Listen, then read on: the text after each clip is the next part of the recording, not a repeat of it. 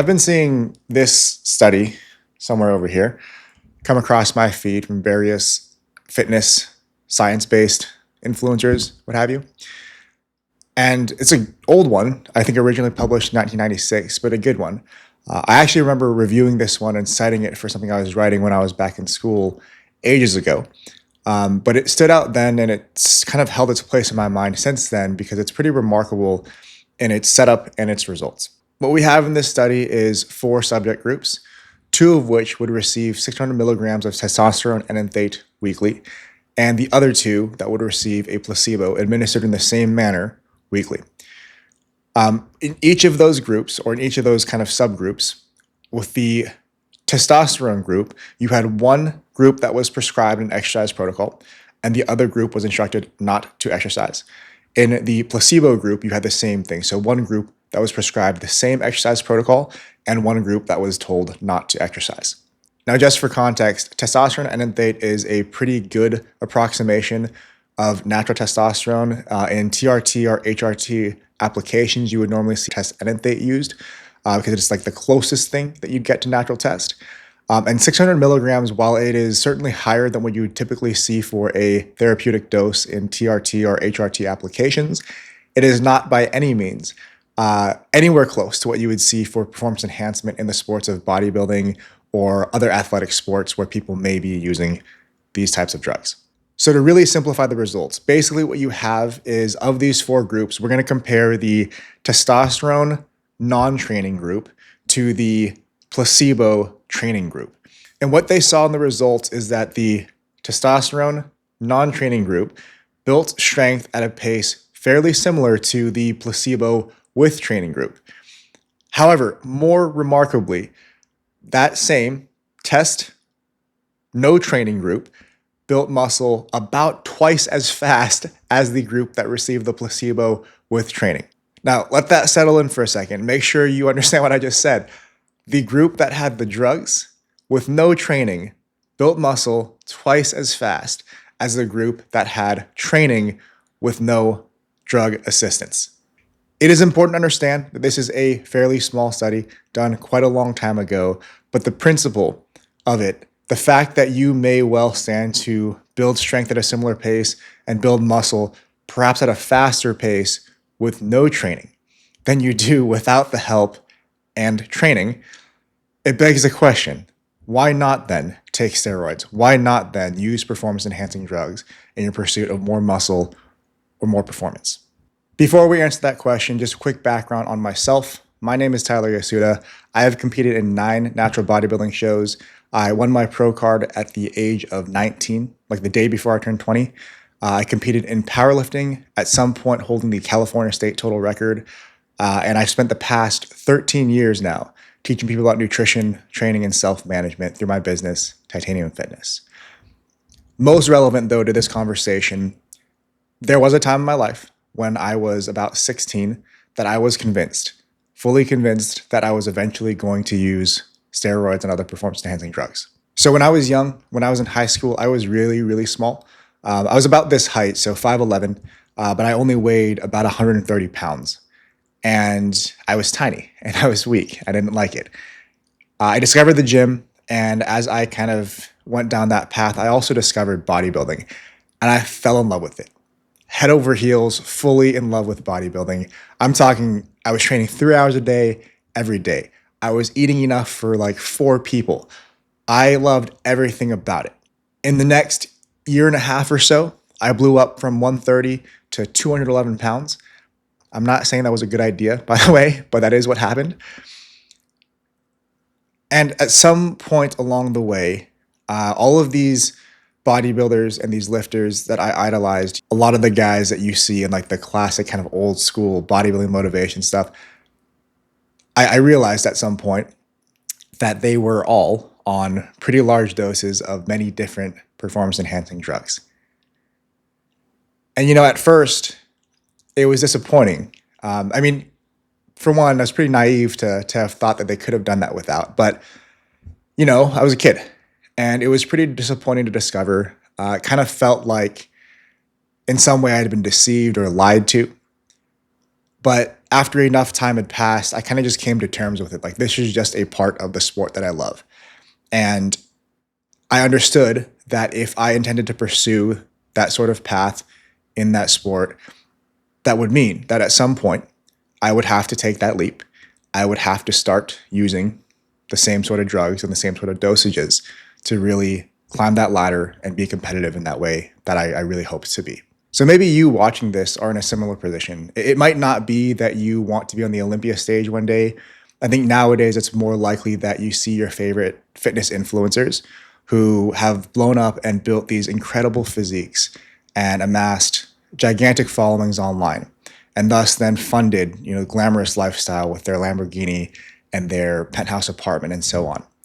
And you think to yourself that maybe you'd like to do that for yourself as well. You'd like to chase that down with your own life as well.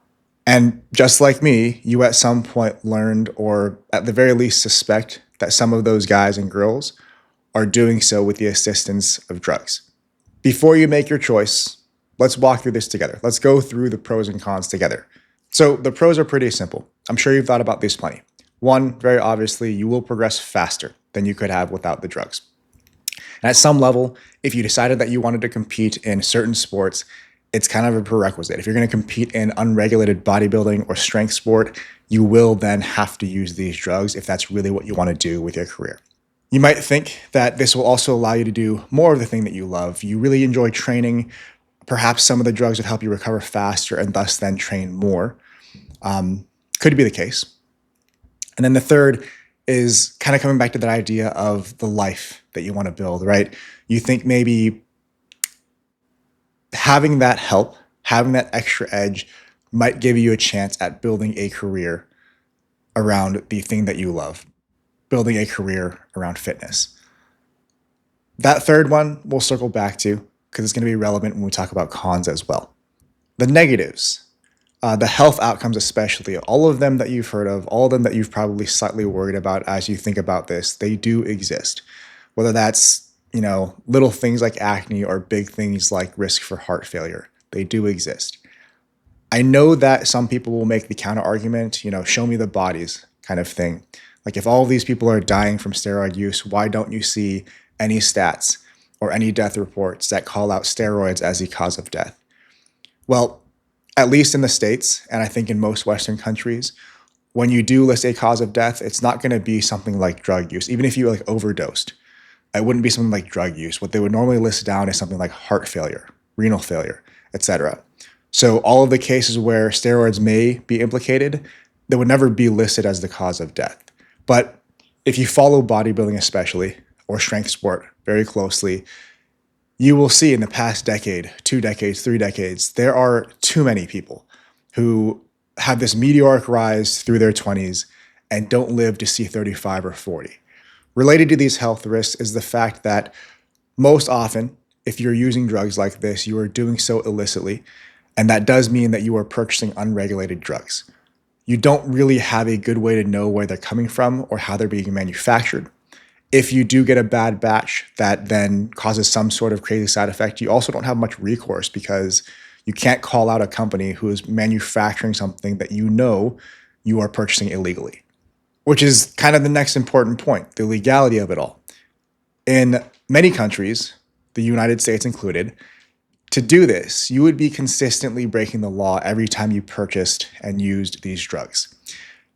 If ever you were to get caught, it very likely does limit the path for your future and possible career paths should you decide that pursuing something in fitness or being a pro bodybuilder or whatever is not for you.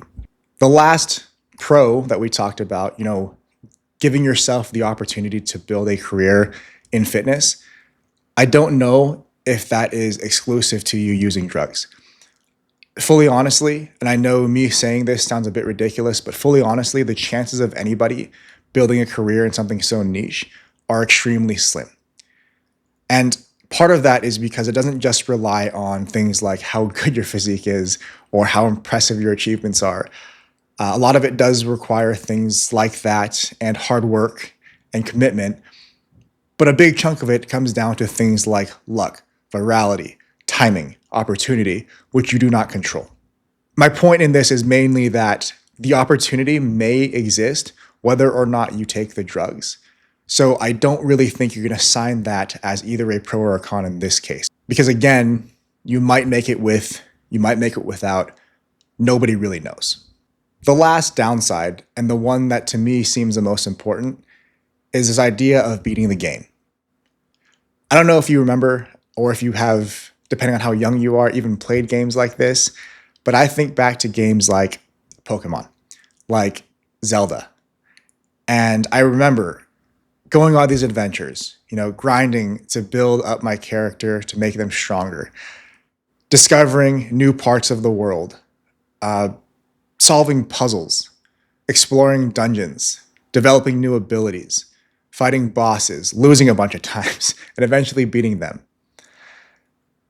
And then, one day, at long last, you've beaten the game. And on one hand, you're met with this feeling of accomplishment, but on the other hand, you're met with this unanticipated question of what next? What do I do now? And it's not really a good feeling because sure, you can go back, you can explore all the areas that are left, but really how much is left, right? You can fight the enemies you've already conquered, but you've already learned their attack patterns and they're not really that challenging for you anymore. At this point, having beaten the game, you are so strong, your character's so developed that it's just not that interesting. So after some time, you end up bored. And it's kind of okay because a year later, they release a new game, right? You have a new adventure to embark on. And the old adventure has no real bearing on this new one.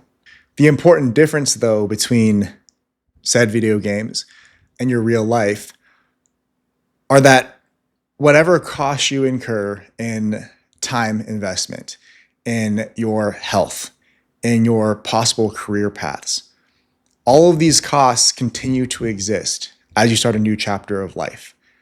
They don't go away. You have to live with them. So I think back to the 17-year-old me who thought that he was going to make a living as a pro bodybuilder, and nobody could tell him otherwise. He was damn sure.